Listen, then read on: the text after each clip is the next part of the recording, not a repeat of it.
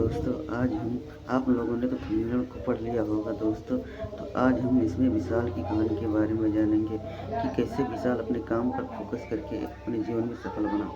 दोस्तों, विशाल एक बहुत ही गरीब परिवार में जन्मा हुआ लड़का था।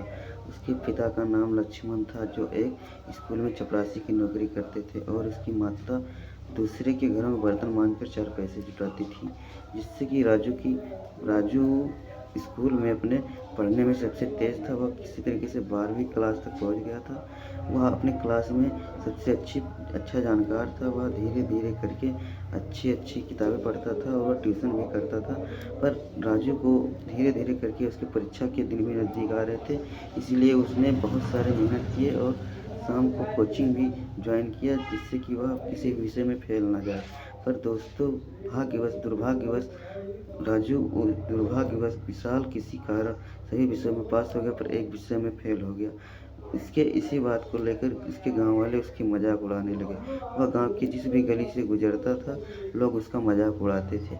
इसी बात को लेकर विशाल एक गुरुजी के पास गया और गुरुजी से कहने लगा कि गुरुजी, मैं जिस भी रास्ते से गुजरता हूँ, लोग मेरा मजाक उड़ाते हैं।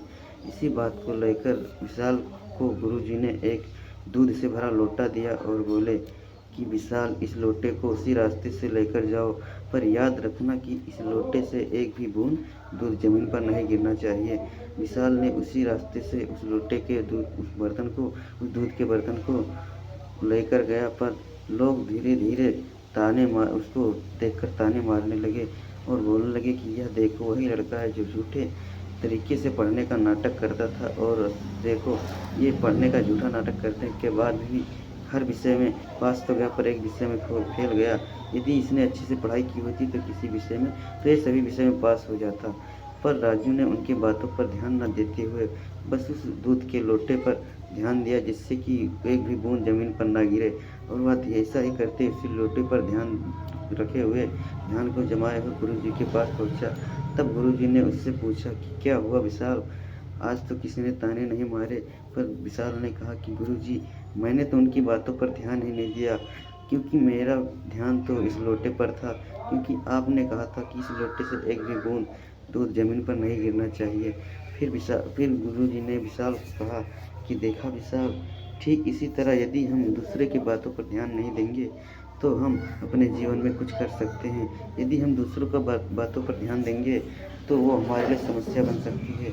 तो दोस्तों, देखा किस तरीके से राजू ने अपने एकाग्र और ध्यान से सिर्फ उस लोटे पर ध्यान दिया, जिससे कि वह उन सभी की बातों पर ध्यान नहीं दिया, और उससे जो लोग ताने मारते थे, वो धीरे धीरे, जब राजू ने उनके बातों पर ध्यान नहीं दिया, तो वो लोग उसको ताने मारना भी बंद कर दिए।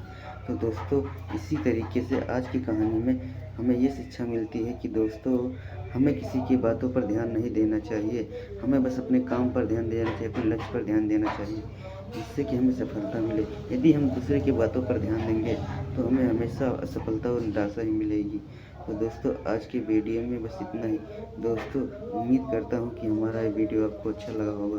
प्लीज़ दोस्तों, हमारे सादे और सिंपल वीडियो को सब्सक्राइब कीजिए और लाइक भी कीजिए। और दोस्तों, हमारे सादे सिंपल वीडियो को आप लोग इसीलिए नहीं देखते क्योंकि इसमें कोई एडिटिंग नहीं होती। पर क्या करें दोस्तों, हमारे पास इसके अलावा कोई रास्ता नहीं है। तो प्लीज़ हमारे चैनल को सब्सक्राइब कीजिए और हमें आगे बढ़ने में मदद कीजिए। दोस्तों, आज के वीडियो में इतना ही। नमस्कार दोस्तों।